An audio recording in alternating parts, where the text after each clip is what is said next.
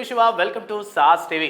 First of all SAS టీవీని ఇంతలా ఆదరిస్తున్నటువంటి సబ్స్క్రైబర్స్ అందరికీ, మూవీ లవర్స్ అందరికీ కూడాను first of all Bhogi, Sankranti మరియు కనుమ పండుగ శుభాకాంక్షలు మా సాస్ టీవీ తరపు నుంచి. సో మీ ఆదర అభిమానాలు ఎప్పుడు ఇలానే ఉండాలని, మా అప్డేట్స్ మీరు ఎప్పుడెప్పుడు చెక్ చేస్తూనే ఉండాలని మనస్ఫూర్తిగా కోరుకుంటూ మరొకసారి మీ అందరికీ కూడాను మకర సంక్రాంతి శుభాకాంక్షలు. మరి ఇప్పుడు అప్డేట్లోకి వెళ్ళిపోతే లెక్కల మాస్టారు అంటే మనకి టక్కున గుర్తొచ్చినటువంటి డైరెక్టర్ సుకుమావే. సో సుకుమావ ప్రెజెంట్ పుష్ప 2 సినిమాతో పాన్ ఇండియా లెవెల్లో సినిమా తీసినప్పటికీ బట్ వరల్డ్ వైడ్గా కలెక్షన్స్ సంపాదించుకుంది.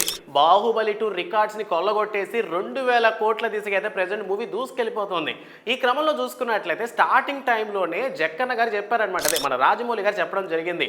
సో ఒకవేళ కానీ సుకుమార్ గారి కాస్త తగ్గారంటే ఇంకెవరైనా అందుకోలేరని చెప్పారు ఎప్పుడు ఒక 10 ఇయర్స్ బ్యాకే. సో ప్రెజెంట్ సుకుమార్ గారు కూడా ఎవరికి అందుబాటులో లేరు, ఈ పనిలో ఉన్నారు. సో మ్యాక్సిమం చూసుకున్నట్లయితే సుకుమావ, రామ్ పోతినేని, అల్లు అర్జున్, ఇంకొంతమంది హీరోలతో మాత్రమే సినిమా తీశారు. కానీ పాన్ ఇండియా సినిమాకి ఆజ్యం పోసినటువంటి మన రెబల్ స్టార్ ప్రభాస్ అన్నతో ఒక్క సినిమా కూడా తీయలేదు. బట్ యాక్చువల్గా వీరిద్దరి కాంబోలోనే ఎప్పుడో ఒక సినిమా వచ్చి ఉండాలి. నాకు తెలిసి ఇప్పుడు ఆ సినిమా పేరు చెప్పారంటే మీరు చాలామంది ఆశ్చర్యపోయే ఛాన్స్ ఉంది. యాక్చువల్గా ఫస్ట్ ఆర్యా మూవీ స్టోరీని రెబల్ స్టార్ ప్రభాస్ అనగే చెప్పారంట. సో ఆ టైంలో ఆయనకు అసలు లవర్ బాయ్గా ఉన్నారు అండ్ మంచి స్టార్డమ్ కూడా దొరికింది కాబట్టి, సో అందువల్ల ఆర్యా లాంటి ఒక క్రేజీ లవ్ స్టోరీ కానీ ప్రభాస్ గారు కానీ చేస్తే సుకుమార్ గారికి హైప్ వస్తుందని అనుకొని so first of all Prabhas గారి దగ్గర కథను తీసుకెళ్లారంట. సో కథ మొత్తం ఉన్నటువంటి ప్రభాస్ గారు ఈ కథ నాకు సెట్ అవ్వదు డార్లింగ్ అని ఆ టైంలోనే చెప్పారంట.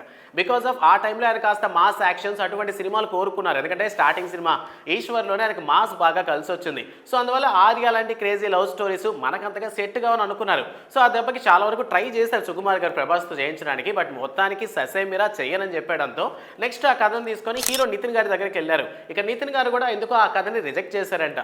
అప్పుడు ఒక స్టూడియోకి వెళ్ళిన తర్వాత ఐకాన్ స్టార్ అల్లు అర్జున్ని చూశారు. అప్పటికి ఇంకా ఐకాన్ స్టార్కి ఆ పేరు పదం రాలేదు.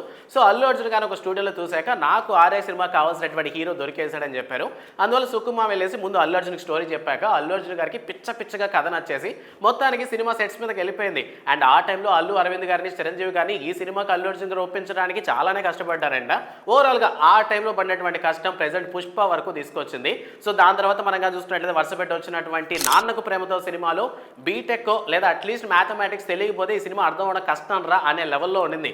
సో ఇక ఆ స్థాయి కాకుండా లో క్లాస్ మాస్ లెవెల్ వాళ్ళకు కూడా అర్థమయ్యేలా సినిమా తీయాలని రంగస్థలం లాంటి సినిమా తీసి ఒక కొత్త రామ్ చరణ్ మనకు పరిచయం చేశారు. ఇక దాని తర్వాత వచ్చినటువంటి పుష్ప గురించి ఇక అసలు మాట్లాడాల్సిన పనే లేదు.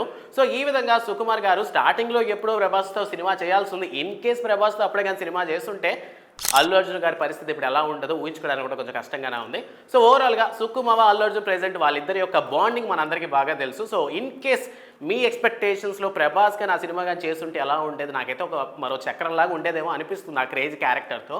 సో మీ ఒపీనియన్ ఏంటన్న విషయాన్ని కామెంట్ సెక్షన్లో మాతో పంచుకోండి. అండ్ ఇలాంటి మరిన్ని అప్డేట్స్ కోసం సాస్ టీవీని సబ్స్క్రైబ్ చేసుకోండి. Thanks for watching.